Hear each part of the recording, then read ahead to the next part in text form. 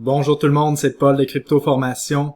Aujourd'hui, on va parler d'une crypto que tout le monde connaît, Ethereum. Ethereum est pour l'instant le roi des plateformes de contrats intelligents et je vais vous expliquer dans la vidéo aujourd'hui pourquoi son potentiel est encore hallucinant et qu'on est seulement probablement qu'au début de l'utilisation et des implications que Ethereum et les plateformes de contrats intelligents vont avoir sur notre avenir. Donc, si vous avez encore des doutes sur Ethereum, sur qu'est-ce qui s'en vient, écoutez la vidéo. Et si vous avez encore des questionnements sur qu'est-ce que la finance décentralisée et à quel point c'est énorme ce qui se passe en ce moment avec les plateformes de contrats intelligents, regardez la vidéo, vous allez savoir qu'est-ce qui se passe et vous allez même savoir comment l'expliquer aux gens qui vous entourent. Donc, si cela vous intéresse, restez pour la vidéo, mettez un like sur la vidéo et n'oubliez pas de vous abonner à la chaîne si du contenu comme ça vous intéresse vraiment. Et avant de commencer, rappelez-vous que je ne suis pas conseiller financier, je ne suis qu'un gars dans son bureau qui aime parler de crypto-monnaie. Donc tout ce qui est dit dans la vidéo, ce n'est que du divertissement et aucune des prédictions de prix qui va être faite dans la vidéo ne doit être prise comme si c'était la réalité. Donc, commençons. Donc Ethereum, son potentiel incroyable. Pourquoi? Parce qu'en ce moment, tout est bâti là-dessus.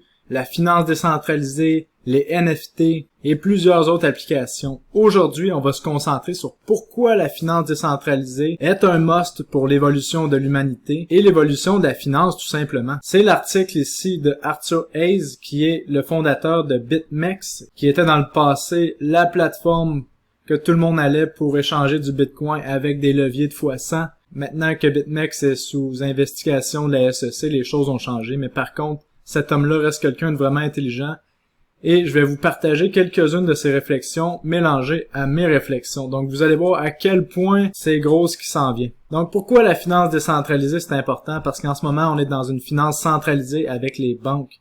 On est obligé de passer avec les banques pour nos comptes épargne, nos comptes chèques, avoir des prêts, envoyer et recevoir de l'argent. Donc ces banques-là servent toujours d'intermédiaires. Les banques sont pour ma part un cartel d'incompétents accrédités qui nous obligent à passer par eux, justement parce qu'ils sont accrédités et ils ont pas mal tous les décideurs dans leur poche. Et dans la vidéo qui suit, on va faire le parallèle entre la finance centralisée et la finance décentralisée. Et vous allez vraiment comprendre qu'est-ce que ça veut dire la finance décentralisée en faisant ce parallèle-là? Et vous allez comprendre pourquoi le système bancaire en ce moment est désuet et on est vraiment dû pour un changement. Tout a évolué dans la société sauf pratiquement le système bancaire. Et vous allez voir qu'il y a des choses qui se trament en arrière-plan en écoutant la vidéo. Si on regarde la charte ici du système bancaire américain, on voit que depuis les 20 dernières années, on a pas mal stagné. Depuis la crise de 2008, les banques viennent tout juste d'atteindre un nouveau sommet historique en termes de leur capitalisation boursière. Si on regarde les banques européennes, vous voyez ici l'index des banques européennes, on est à plus de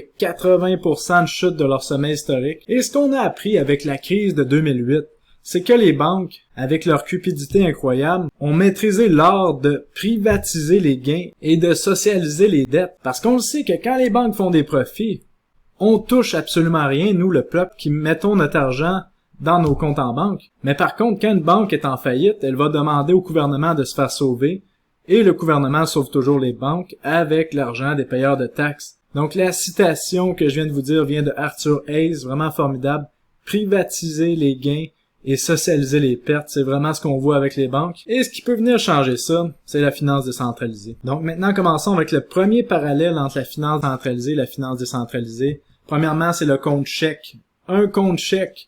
À quoi ça sert? On le voit ici. C'est à garder nos fonds, recevoir de l'argent et faire des paiements. C'est à ça que ça sert un compte chèque. Et les banques ont réussi à faire de nos comptes chèques quelque chose d'absolument bizarre. On va faire un parallèle avec la vie en général. Vous connaissez l'expression être le third wheel?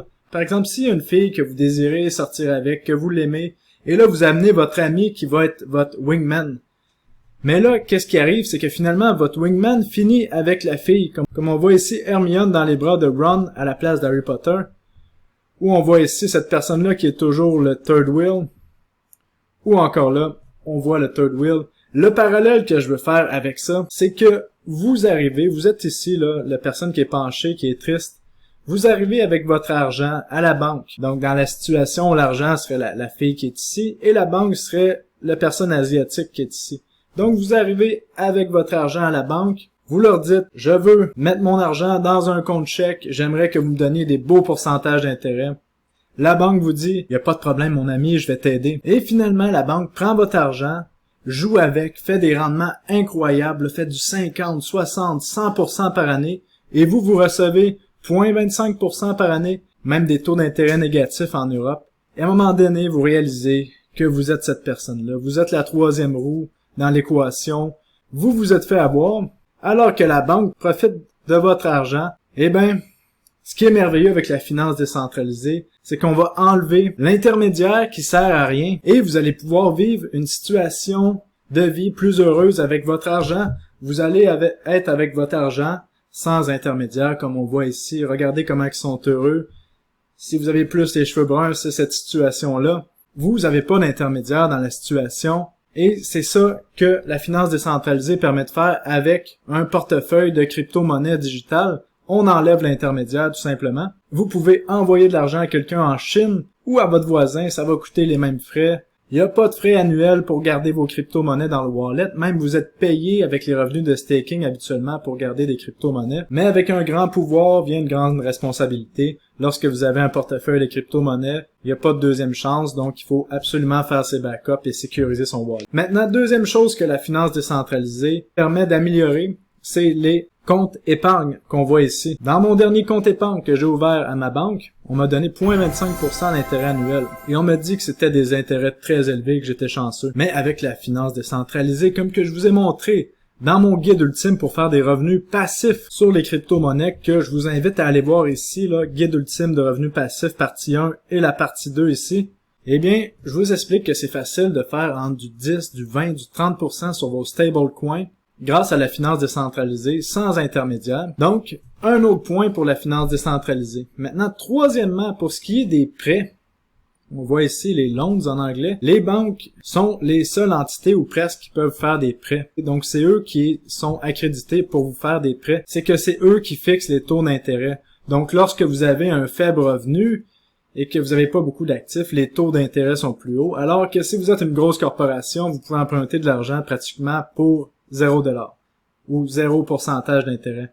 Donc encore là, on rend les riches plus riches et les pauvres ont pas vraiment accès au crédit et ça fait en sorte que c'est plus difficile de s'enrichir. Et on voit même des banques, comme Arthur Hayes le soulève, qui mettent des taux d'intérêt différents selon des facteurs non monétaires comme l'ethnicité ou autres facteurs aléatoires. Donc c'est ça qui fait que les prêts chez les banques sont injustes en ce moment. Par contre, la finance décentralisée a pas atteint le niveau encore des banques parce qu'en ce moment, pour avoir des prêts dans la finance décentralisée, on doit mettre une surcollatéralisation, donc mettre plus de collatéral que qu'est-ce qu'on emprunte. Donc on n'a pas beaucoup d'effet de levier. Mais qu'est-ce qui s'en vient, qui va être vraiment intéressant? En fait, c'est quelque chose que j'avais une discussion avec mon bon ami quand on courait dans la montagne. C'est que, en ce moment, on a seulement des cartes de débit avec les crypto-monnaies, mais à un moment donné, on va avoir des cartes de crédit avec les crypto-monnaies ou que notre maison va être un NFT, qu'on va pouvoir backer notre crédit par notre maison, par exemple, et qu'en fait, tous nos possessions pourront être des NFT, qu'on va pouvoir backer notre crédit dessus. Et un jour, peut-être aussi, on va voir des hypothèques sur la DeFi. Mais là, on n'est pas encore rendu là avec la finance décentralisée. Faut laisser encore un 5 à 10 ans, mais dans 5 à 10 ans, d'après moi, les choses vont avoir bien changé. Et en passant, je sais pas s'il y a une application qui est en train de développer une carte de crédit backée par les crypto-monnaies et les NFT, mais je serais très curieux d'en savoir plus.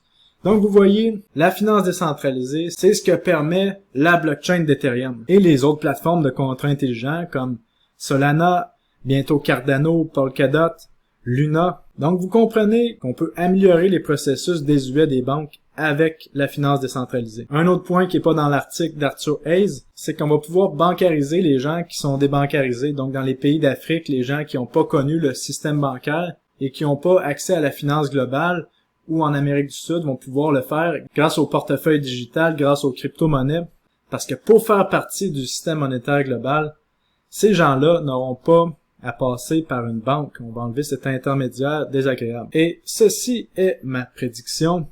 Même les banques centrales veulent se débarrasser des banques, ou du moins garder pour elles plusieurs services que les banques offraient. Parce que si on voit ici, les CBDC, les Central Bank Digital Currency, ça s'en vient et ça s'en vient très vite. Qu'est-ce que c'est un CBDC? C'est une devise qui va être émise directement par la Banque centrale, donc l'entité privée qui contrôle pas mal chacun des pays du monde. Et nous, les citoyens, on va avoir un portefeuille digital qui va probablement être connecté directement avec la Banque centrale. Donc c'est sûr que la Banque centrale va utiliser le système de la blockchain pour améliorer ses processus, mais par contre, ça va rester une monnaie centralisée, contrôlée par des banques centrales, donc c'est pas génial.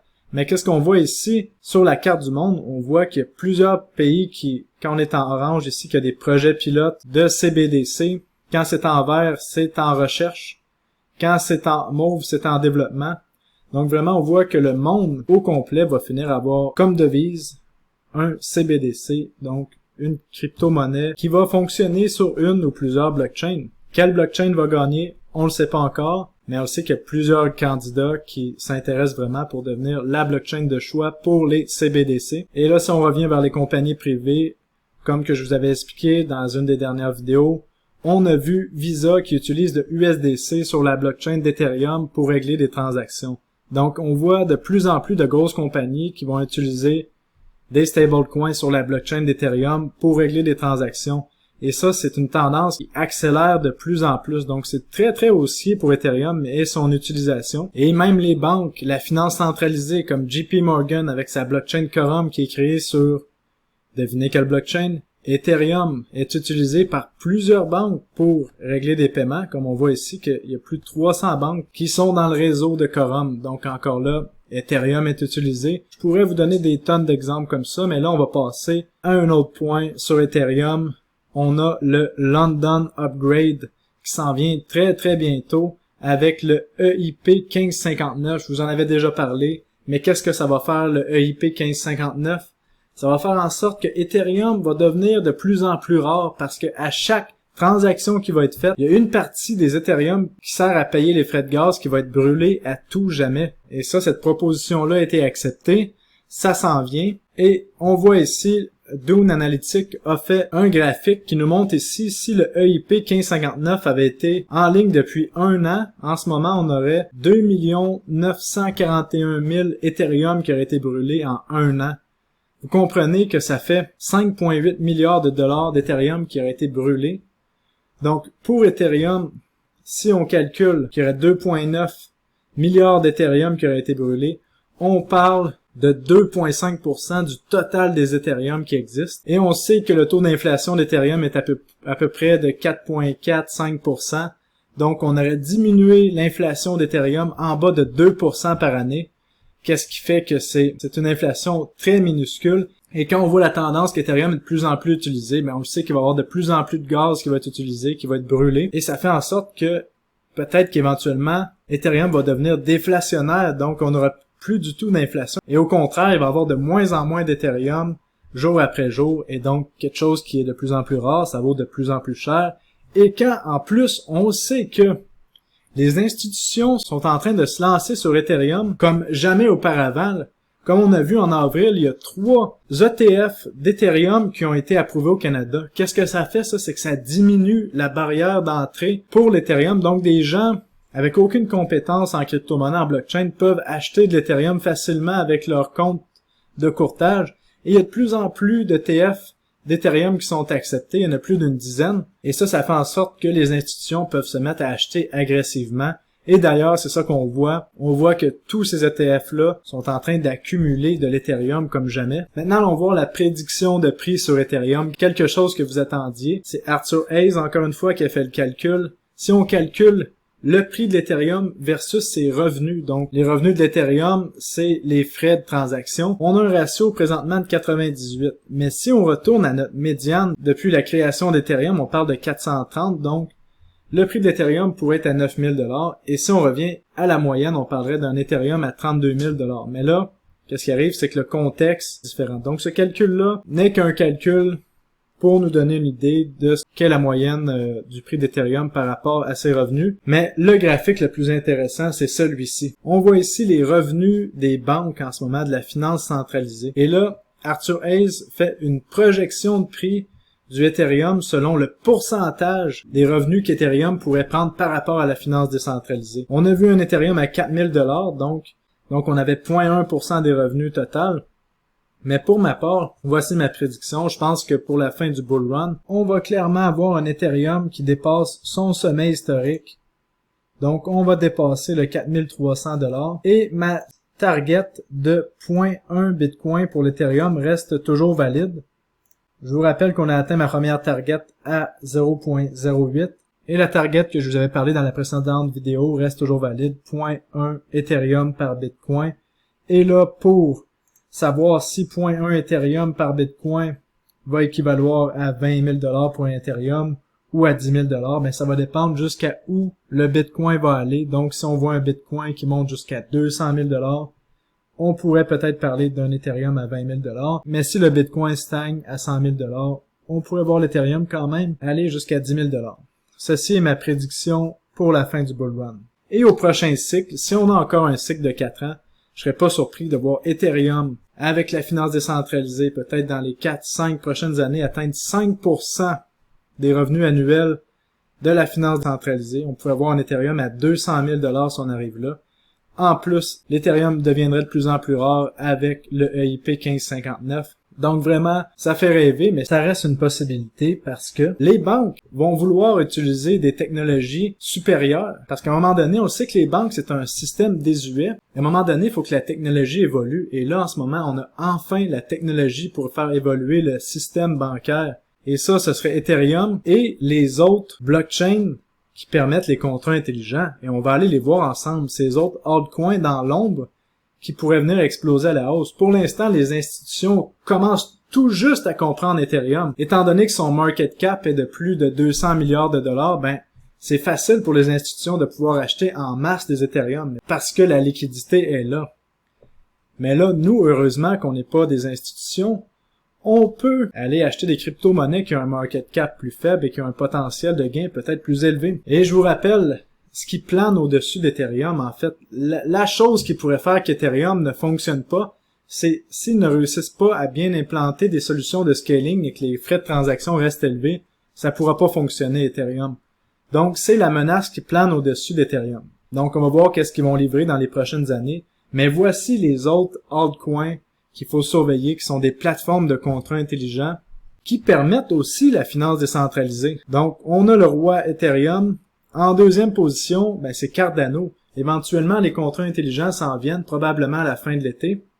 Donc, la finance décentralisée va être possible sur Cardano. À faible coût, ça va scaler déjà.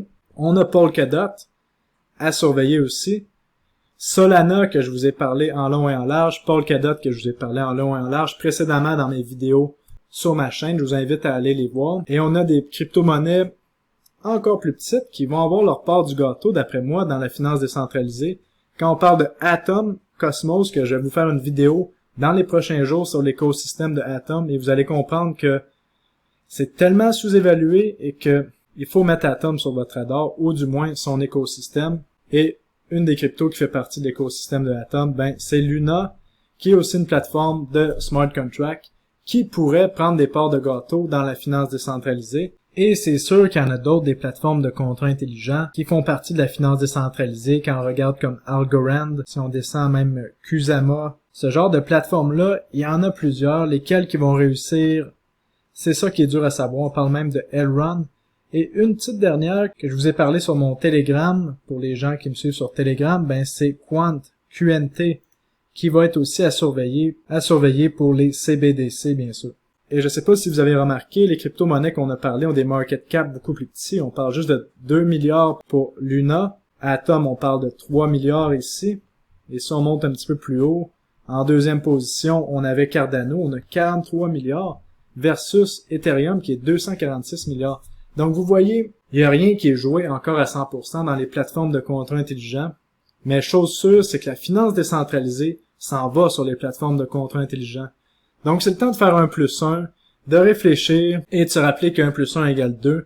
Donc, quand que l'argent passe d'un endroit à un autre, ben, il faut être conscient que c'est peut-être bon d'être déjà à l'autre endroit où que l'argent s'en va. Donc, en conclusion, de mon côté, je continue d'accumuler de l'Ethereum. Avec les prix merveilleux qu'on a dans cette correction, je continue d'accumuler des plateformes de contrats intelligents comme Cardano, Polkadot, Solana, Atom, Luna, parce que je reste confiant que vraiment, il y a des très belles choses qui s'en viennent pour les prochaines années, surtout qu'on voit que la finance va se moderniser et aller vers la blockchain. Dites-moi ce que vous pensez de ça dans les commentaires, mettez un like sur la vidéo, et rappelez-vous que si vous êtes intéressé à une formation de trading, visitez mon site web pour la formation que j'ai créée pour vous, l'ABC du trading en crypto-monnaie, sur mon site web cryptoformation.ca. Et sur ce, je vous dis merci d'avoir été là, et on se revoit dans une prochaine vidéo.